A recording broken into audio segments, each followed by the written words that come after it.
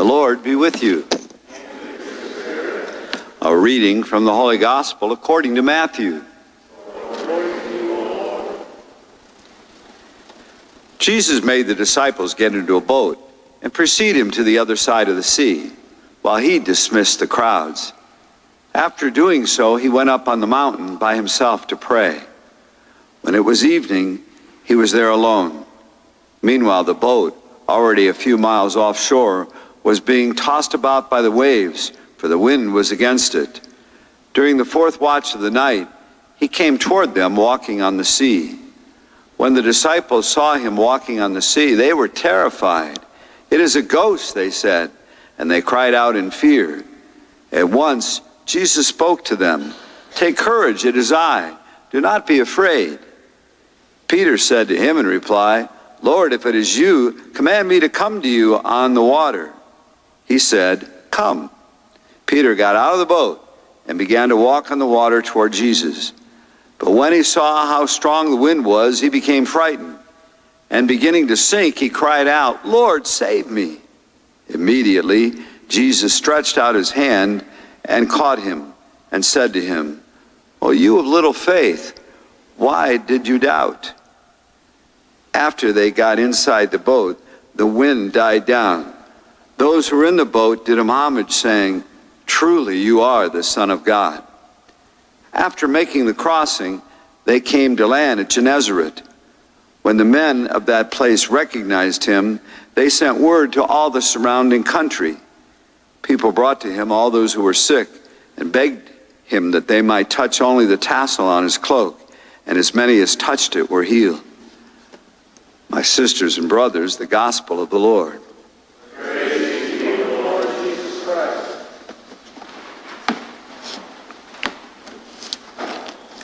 Of course, this gospel we've probably all heard many times, and probably we can't hear it enough to remind us of the very core of our spiritual life.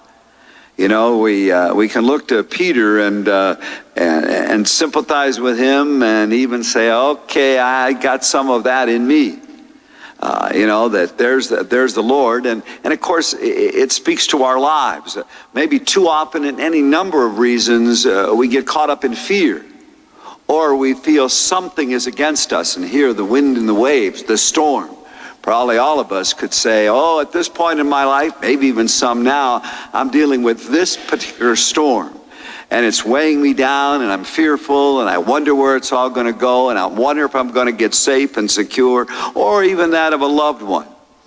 And we see, again, Jesus saying to Peter, as he says to us, hey, trust, come, realize, come toward me. I'm here with you and for you. You don't have to be afraid.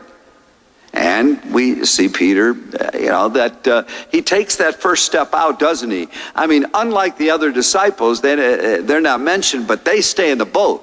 Hey, it is really secure. I don't care what Jesus is saying or if that's really him. This boat is the most secure place we're in.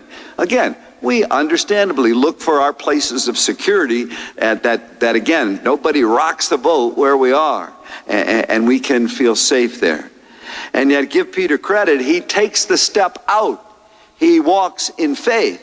The problem, and you've all heard this over and over, and it comes out clear in Matthew's gospel, it's when he focuses on the wind and the waves rather than on the Lord that he begins to sink and so frightened and says, Lord, save me. And of course, the Lord extends himself. And it's a reminder to us every day, what do we tend to focus on? We all probably know there's times we have difficulties and our whole mind and heart is focused on the difficulty. And we're preoccupied with that, and what are we going to do? And we can become insecure and fearful, and we're reminded, we got to face the difficulty, but we got to face the difficulty with faith. Centered in the Lord, keeping our focus every day. And we fall short, but we come here to help us. Keeping our focus on the Lord Jesus Christ. And again, as we've mentioned many times, maybe everything in the outer world won't go exactly the way we want. There will be wind and rain and forces. But the point being, our faith calls us to that interior life, that interior peace, that interior focus on the Lord, that interior belief, Lord, whatever happens out here, you will ultimately be there as my security in this life and for all eternity.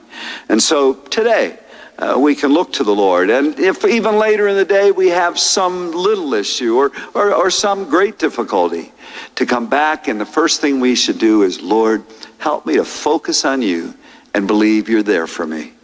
Let's take a quiet moment. Maybe there's something going on in our life right now. We need to believe the Lord is our ultimate security. God bless you.